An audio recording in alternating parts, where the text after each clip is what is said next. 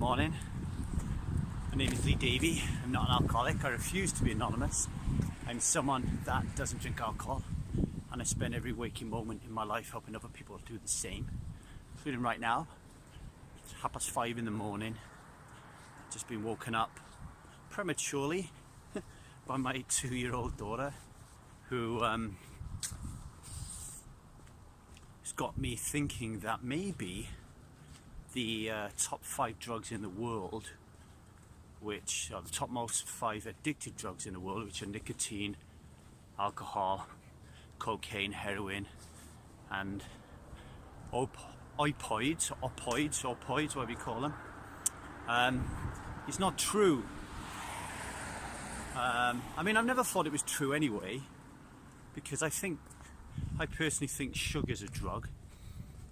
So that would definitely be in the top 5. And I now think that breast milk is a drug.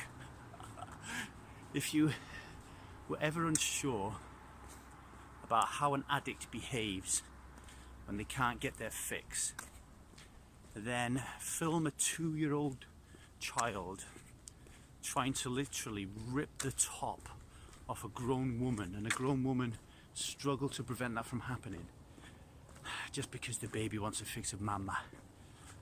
Absolute nightmare. Breastfeeding, wonderful, but like so many things in life, there's a downside to it, and that is you never get any sleep. But I'm sure she'll grow up to have a really good, strong gut biome as a result of our lack of sleep. So sticking with the theme of yesterday, last night before I went to bed, continued reading Joe Dispenza's Breaking the Habit of Being Yourself. And again, I'm reading it for the second time. I might even read it a third time. It's that good, this book, you know. I'm getting a lot of real insights. And I think that's because I'm feeling in a really good place at the moment. Feeling in a good place here. Got my routine down. My writing seems to be solid and creative. Everything seems to be going okay at the moment. And maybe that's why I'm having more insights. But the insight that I had last night was, I know anyway, if you've taken the intensive, you know we talk about the importance of the 3 brains, the neocortex, the limbic brain, and the cerebellum, and how the 3 of them combine to create our declarative and non-declarative memories, right? And how important that is to addiction. If you haven't taken the intensive, then that's the type of stuff that we talk about when we get to the bottom of why we drink alcohol. But last night, when I was reading Joe Dispenza's work, he got me to realize that the neocortex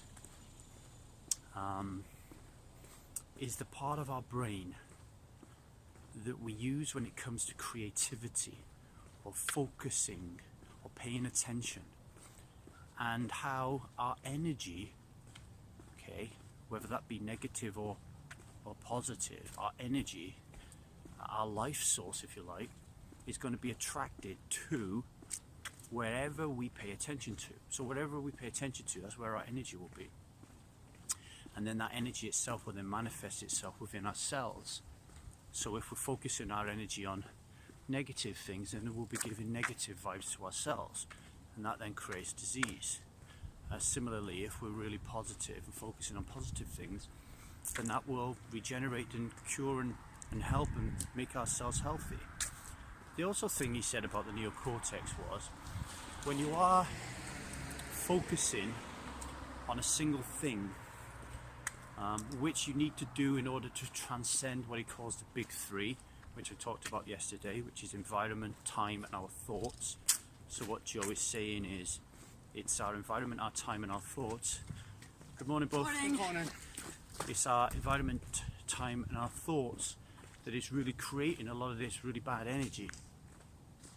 And to transcend that, what he's saying is, we need to focus on something.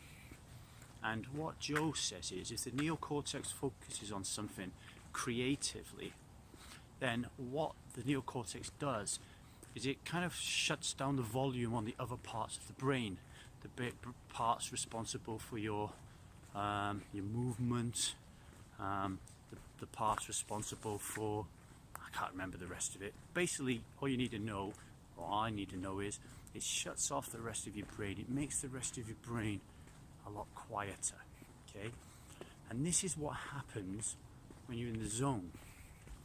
Now, as a lot of you know, I write about poker. So I know, because I've played hours and hours of the game, that by focusing on the hand, focusing on the game intently, you lose all sense of time. Right, there's an argument there that the environment, you're in a poker room, might not be the greatest thing in the world, but in terms of time, in terms of drifting back to past events or moving into the future, and that's affecting your energy, when you're focusing on a poker game, you get into the zone, and when you get into the zone, then hey presto, everything slows down and everything goes all that much quieter, right? Similarly, I reckon my mum gets in the zone. It's very dark here, I know you can't see me on the video. My mum gets in the zone when she does her crossword, because she's just focused on the crossword. This is why she has a telly on in the background, but I don't even think she can hear it, because I think her neocortex is shutting it off, is turning the volume right down. And all my mum is focused on in that moment is the crossword. Maybe this is why Alan Carr, Jason Vale, Annie Grace, soon to be me, reading books is a really important way of stopping drinking alcohol, because in the moment when you're reading the book, your neocortex will be focusing all the attention on the pages, and it will be silencing all the noise everywhere else in your brain. Now, why is this important and revelatory to me yesterday? A lot of us know, don't we, that when we are triggered to drink alcohol, our brain is a hive of activity, particularly the conversations that go on between resistance and ourself, right? Well, where does resistance hang out? I believe resistance hangs out in the limbic brain, in the emotional center of our brain, right? I believe that resistance loves manhandling our emotions to its better end. So if the neocortex is focusing on something creatively, or something that's going to get you into the zone, then it's going to dim the resistance. It's going to quiet those voices. So the voices telling you that you're not good enough, that you're shit, that nobody likes you, that you're standing out in a crowd, that you really, really need to drink, that voice will be drowned out, okay, by your creative focus on something else. And if we can manage to, if we understand that first and foremost, which is what this podcast is about, and then create a way that we can actually combat this, so we can create a way that we can get into the zone whenever we're triggered, then it will help us, because it will quieten those voices, it will quiet the resistance, and we will be less likely to succumb to those and to drink alcohol. And of course, the best way to do this is through meditation, right? Because what Joe Dispenza is saying is, once you transcend time, once you can block out your environment, you can block out your thoughts, and you can block out the sense of time, then you become a brand new person, a brand new identity in that moment. And if you're a brand new person and a brand new identity in that moment, then there is none of the internal hullabaloo that leads to craving or alcohol addiction. It doesn't exist, because the person who is addicted to alcohol suddenly is not there anymore, right? It doesn't exist. You've got rid of them because you've transcended it. You've gone into consciousness, right? You are pure consciousness in that moment.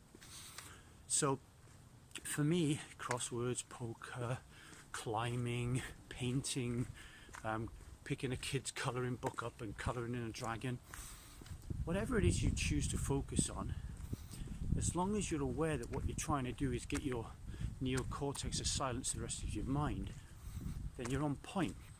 But to me, it seems absolutely imperative that anybody who wants to be someone who doesn't drink alcohol needs to have a regular meditation process going, that they can use as a powerful tool, not just both for your long-term development and your long-term goals to be someone who doesn't drink alcohol, but also your short-term goals. So we have a module, an assignment called artillery in the intensive, where we break down tools, the weapons we need to beat resistance, and they fall into two brackets: long-term weapons we use for long-term destruction of the resistance, and those weapons that we use for short-term. And short-term would be when you're in the grip of instant gratification.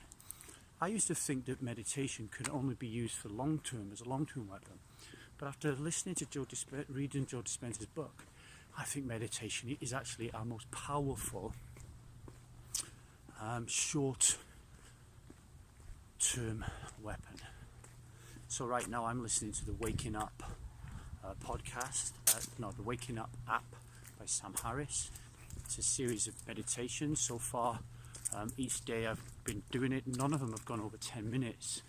So if you're feeling the urge to drink alcohol, and you just sit down and put your headphones on and listen to Sam Harris and his meditation for 10 minutes and focus on his voice and focus on your breath and follow his instructions, then by the end of 10 minutes, if you, especially when you become apt at doing this, then you've become a different person. And that old person who was craving for the alcohol in that moment no longer exists. And that gives you time.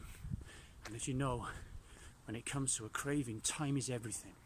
Because a craving won't kill you, a craving won't hurt you.